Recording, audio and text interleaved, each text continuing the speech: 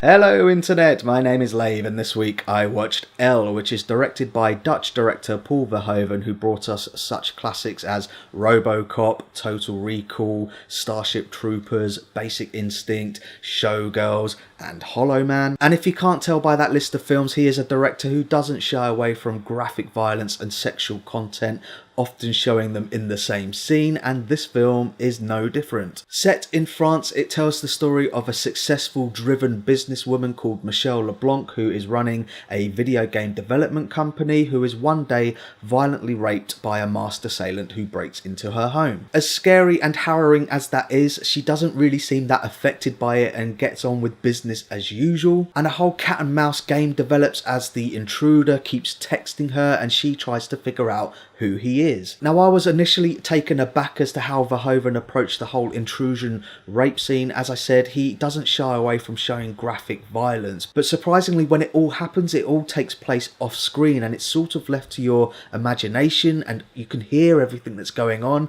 and it is harrowing. At one point I was like, oh my god, but it is somewhat restrained from Paul Verhoeven not to show it, which is what I was expecting. Doesn't mean it's any less harrowing, it's fucking horrible. But just when you get over the trauma of it, he shows it again in the form of a flashback as she's remembering it, and then you see it a third time as she imagines it playing out differently, and it is really uncomfortable viewing. But what really surprised me about this film is how focused it is on its main character. I'm saying main character, I'm not going to call her a protagonist. She's an anti-heroine, if anything. She's one messed up lady even before she was raped, and the film drip feeds you information as to why she is, and you do get to meet the rest of her family and her circle of friends who, let's just say, are interesting characters, and she has promiscuous relationships with a lot of them, and this is all anchored by an amazing performance by Isabelle Huppert. I don't really watch French films, so I don't really know of her, but she did get a Golden Globe for this, and she also was Oscar nommed. It's such a powerhouse performance from her, and it's such a fascinating character as well.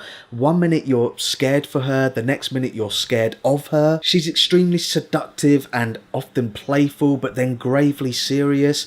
It's such a fantastic performance. I can't sing her praises enough. She's not completely soulless. She does have quite an amicable relationship with her ex-husband or partner, who she has a grown-up son with, who she is really protective of because he's got a girlfriend who does mistreat him, and she tries to help him in her own way. She keeps calling his girlfriend a psychopath when really she's actually the psychopath. But it's really interesting to see how events in her past, and they are fucked up, it's really interesting to see how they have shaped her into the woman that she is, and how she deals with this traumatic experience, and the whole cat and mouse game that goes on is pretty fascinating. And there is some dark humour in there as well. This is billed as a comedy drama thriller. I think more emphasis on the drama and thriller, but there are comedic elements in there. Some bits I was laughing at but no one else in my audience was, but there are other bits where they were laughing then I wasn't. That's how Paul Verhoeven is. I know the fact that it's a dark topic and the film does go to dark places,